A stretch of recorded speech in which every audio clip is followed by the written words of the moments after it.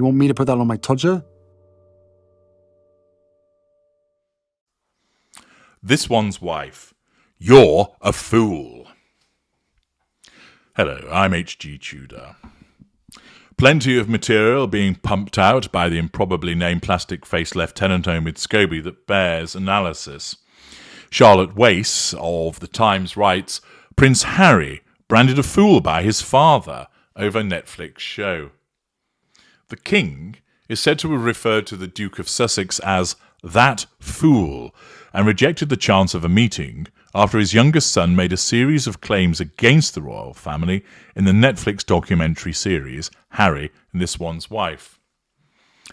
Now, this is what Omid Scobie is claiming. It might not have happened, and therefore there is a revision of history.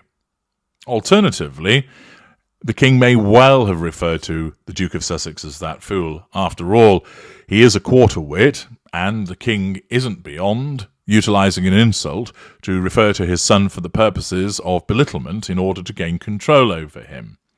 Of course, a narcissist will also utilise the truth, and it's evident that the Duke of Sussex has been a fool, and therefore his father does not hold back from describing him as such.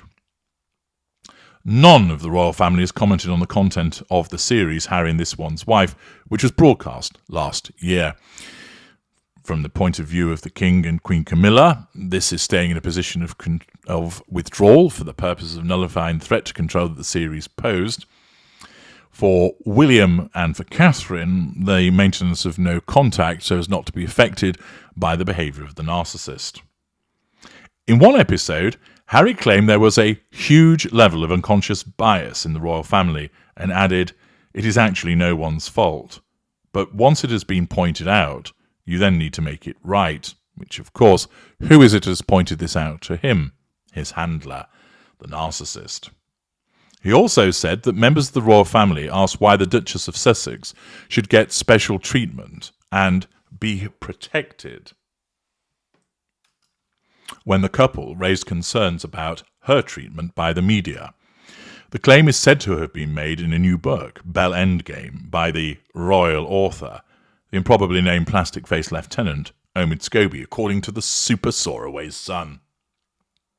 Scobie is said to have written that an aide said the show took the wind out of everyone's sails.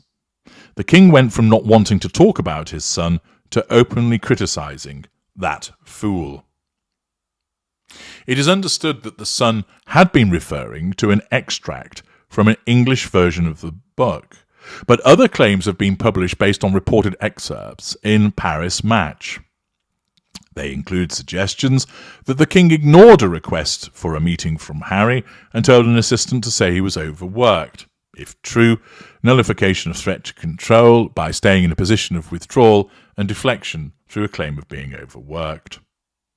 The French magazine said Scobie, 42, also quotes a close friend of the Sussexes, called This One's Wife, one would imagine, who claims that the Princess of Wales spent more time talking about This One's Wife than with This One's Wife, which of course is something that This One's Wife would want. She wants to be talked about. She wants the nemesis to be envious of her, and therefore has to smear her in order to gain control over her by suggesting that the Princess of Wales is this envious nobody. At the weekend, Scobie told the BBC that it has been hugely frustrating to watch news outlets run articles based on poorly translated snippets from a French serialisation of Bell Endgame. Speculation over the level of detail in the book had led the Sussexes to deny any involvement. Denial, the first line of the twin lines of the narcissistic defence, although the Duchess later admitted to providing briefing notes for an aide before his meeting with the authors. Revision of history. In an interview with the Sunday Times this weekend, Scobie said the Duchess had made no contribution to Bell Endgame and was not interviewed. I doubt that that's accurate. It has to be the case that she has made a contribution. She may not have done so directly. He may not have sat down with her. But after all, Omid Scobie is a man who has lied about having had work done on his face and is a man who has lied about taking a private jet. So it wouldn't be too much of a stretch for him to lie about whether there has been any involvement by the Duchess of Sussex. One could imagine that she has briefed him on what he should include. Furthermore, how would he know certain things were not to be provided directly by her? I suspect in many instances when reference is made to it coming from a mutual friend of Scobie and this one's wife, that it's actually either this one's wife or it's simply simply been fed through this mutual friend at the direction of this one's wife. Remember, the presence of the royal family repeatedly threatens the need for control that this one's wife has. The royal family are reported on regularly, and there's many members within it. Therefore, the royal family as an entity will keep popping up on this one's wife's radar. The fact is, she wants to distance herself from it. She can't stand it, but she's only known because of it. And therefore, each and every time that it appears on her radar, it does so and threatens her sense of control from her perception. Thus, she has to do something about it. And what better way than to try and settle scores, as the New York Times identified, by briefing an arse-licking supposed author who will pump out whatever he is instructed to do in your name.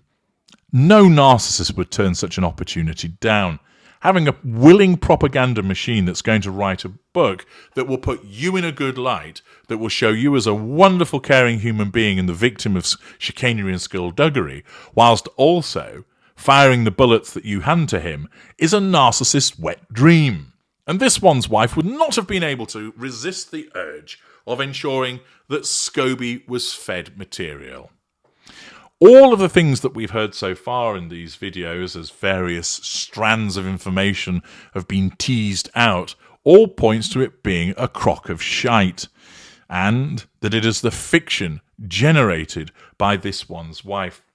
I have little doubt that when the book is published, and if one reads through it, that you'll find time and time again it just becomes a boring exercise in criticising the royal family, suggesting it's in crisis when it's not, comparing the treatment of this one's wife to that of Andrew, moaning about the way that she's been treated, claiming that she's this amazing human being who's been badly treated by the royal family ad nauseum.